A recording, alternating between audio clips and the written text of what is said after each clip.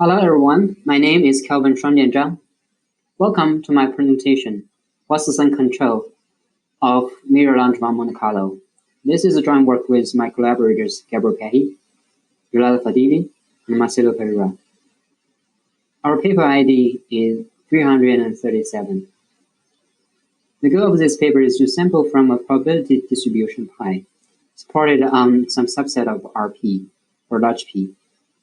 Some potential applications are Bayesian inference, generative modeling, and etc. The data known to us is a negative log of the density, what we call here f.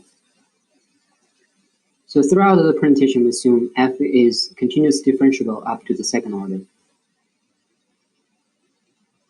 There are several approaches based on Monte Carlo sampling, among which are those derived from overdamped Langevin dynamics. So which is following: dxt equals drift term plus boundary motion. One can take its Euler-Maruyama discretization, which follows. We replace dxt by xk plus 1 minus sk. And we replace dt by step size h, and dbt by square root of step size multiplied by c. One can call this Euclidean Langevin Monte Carlo. The state-of-art convergence result is the following. Let mu k be the log of xk, and the w2 be the Wasserstein 2 distance. And constant step size h is sufficiently small. Then the W2 distance between W2 distance between mu k and the stationary distribution pi is bounded above by two terms. The first term is a linear contraction term, and the second term has the order h to the 1/2. So there is a condition number capital M over M, where the assumptions are: first, strong convexity; second, Lipschitz-smoothness. These are typical assumptions for this kind of Euclidean Langevin Monte Carlo. And under these assumptions, not only there are convergence results, but also one can derive the iteration complexity, which shows the number of steps to reach epsilon precision, which has the order 1 over epsilon squared multiply log of 1 over epsilon. However, the limitation of this method is the following. So it does not include some interesting distributions such as gamma distribution or Jewish distribution, which does not satisfy strong convexity or Lipschitz-smoothness. To extend the theory, we would like to relax these two conditions. So we first rewrite x by nabla of x squared over 2, and x prime by nabla of x prime squared over 2, and so on. So for the equation 2, we can also rewrite it in the form of equation 3 whenever phi equals to x squared over 2. Here we propose a weaker assumption than above. So if there exists some C2 Lorentz type convex entropy phi such that equation 4 holds, then we say F satisfies this relaxed strong convexity and relaxed Lipschitz-smoothness. So note that this is weaker because for all the F satisfying 2, it's satisfying 4 for phi equal to x squared over 2. However, if F satisfies equation 4 for some convex entropy phi, which is not necessary to be quadratic, then it may not satisfy equation 4 or equation 2. So we call this relative strong convexity and relative Lipschitz-smoothness. Using these assumptions, we can propose the following Hessian, Riemannian, Langevin Monte Carlo. To begin with, we start from the Riemannian Langevin dynamics, which is borrowed from Roberts and Stromer in 2002, and restricted the dynamics on Hessian manifold, where the matrix is the Hessian of E. So the SD is equation 5. It has two terms. The drift term is very much different from the before. Then we mapped it to the space of Y, where YT is defined as nabla phi of XT. Here, note that phi is a Laurent type convex entropy, so nabla phi is a bijection. And Ito's lemma tells us that equation 5 could be rewrite in terms of equation 6 in the variable of Y. And here, phi star is nothing but Laurent-Frentrel conjugate of phi. Then one can write down the Euler-Maruyama distribution of SD6 instead of SD5, and map it back to the space of X, using xk equal to the inverse of gradient phi of yk. And hence we derive the Hessian Riemannian Langevin Monte Carlo algorithm. And this algorithm is also similar to mirror descent in the sense of the following. So if we ignore the randomness term of the formula, then this is nothing but a mirror descent. So that's why one can also call this algorithm mirror Langevin Monte Carlo. We need also 4 other assumptions to conclude some theoretical result. So these assumptions are all related to phi. So because here in equation number 5, the SD involves d square phi. So in order to have the SD have strong solutions and unique of the strong solutions, we assume the Lipschitz condition of this SD, which is equivalent to the self-concordance-like condition of P. We also assume a bond of a commutator between Hessian of P and Hessian of F whenever it's not commuted. And also, we also assume Hessian of phi is integrable against the distribution. The last condition is the interaction between the key parameters, where kappa tilde is defined as square root of kappa square plus a term involving delta liv m and kappa m. This has to be less than square root of 2m by our assumption.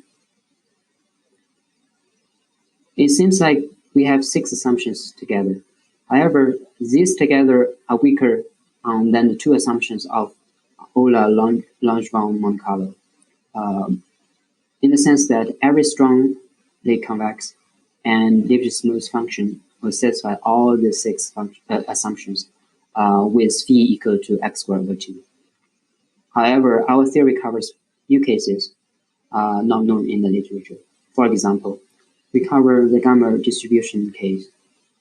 Here, F doesn't satisfy either strong convexity or Lipschitz-smoothness. However, if you take phi as Burgers entropy, it will satisfy all the 6 assumptions. Another case could be Dirichlet distribution. If you look at the boundary, near the boundary, the density doesn't satisfy Lipschitz-smoothness. So, but if you take phi as Burgers entropy on 1D simplex, F will satisfy all the 6 assumptions. So one can check that both case 1 and case 2 satisfy all the assumptions with the following parameters explicitly, as long as AI is greater than 2. So here comes our main result. The D is the Riemannian distance associated with the square Hessian metric, which is the Hessian phi square, or the square of Hessian phi. Using this, we can define the W2 phi distance based on the ground metric D. In particular, as a special case, when phi equals to the quadratic case, when phi equals to the x squared over 2, one recovers the standard W2 distance using Euclidean Langevin Monte Carlo. This is equation number 1. Under above 6 assumptions, and assume the constant steps as h is sufficiently small, then the W2 phi distance between mu k and pi is bound above by 3 terms instead of 2 terms. The first term is similar, it is contraction term, linear contraction term, and the second term also has the order of h to 1/2. Note that 1 minus 0 also has the order h. So together, the second term has order h to 1/2. So this order is the same as the order of the Euclidean Langevin Monte Carlo. As h goes to 0, this term will vanish. However, as h goes to 0, the third term won't vanish, because 1 minus 0 has order h, so the third term has order 1. So we call this bias term. So this may be another key difference from the previous result. Under vanished step size, the algorithm contracts towards a Wasserstein ball centered at the target distribution with explicit radius R0 equals to 2 kappa dimension to 1/2 R to 1/2 over 2m minus 2 kappa squared. This R0 will be 0 when phi equal to x squared over 2. So in this case, we can recover the same result from from Euclidean Langevin Monte Carlo. However, when R0 is not equal to 0, we don't have convergence result. We have contraction instead. And we believe the bias term won't vanish in general. Also, we can have the iteration complexity, which is similar, has a similar order as before. So it's 1 over epsilon squared multiplied log of 1 minus epsilon steps to reach R0 plus epsilon precisions. So there are some numerics here to show the result. So for example, the Dirichlet distribution on 1D simplex. So we show 3 evolutions of the empirical distribution with 3 different initializations. The left column corresponding to direct matter, and the middle column corresponding uniform matter, and the right column corresponding an initialization of mix of 2 direct matters. So from the following graph, we can see that the error will decrease as the number of iterations increase. So notice here there is a red bar R0. So with a proper constant step size, the arrow will enter the ball of the radius R0 around the station distribution. We also have the experiment of a 2D simplex for the Dirichlet distribution. So we show 3 different initializations. The first one corresponding to delta matter, and the second and third one corresponding mix of Gaussians. So they all contract to similar distributions in the end. So the error will also contracts to towards 0 as number of iterations goes up. Here's the conclusion. So we give the first guarantee of this algorithm, which shows that it contracts into a Wasserstein ball and center at desired invariant distribution. Our method also recovered the state of art non-asymptotic sampling error bounds in Wasserstein distance for the quadratic case. There are numerics also support our theory. For future work, so we conjecture that the bias term is unavoidable. So how to prove it? And what is the probably good discretization of the Riemannian Langevin dynamics for general manifolds? So here we're taking Hessian manifold. Thank you very much for your attention. We look forward to seeing you in the discussion session. Thank you very much.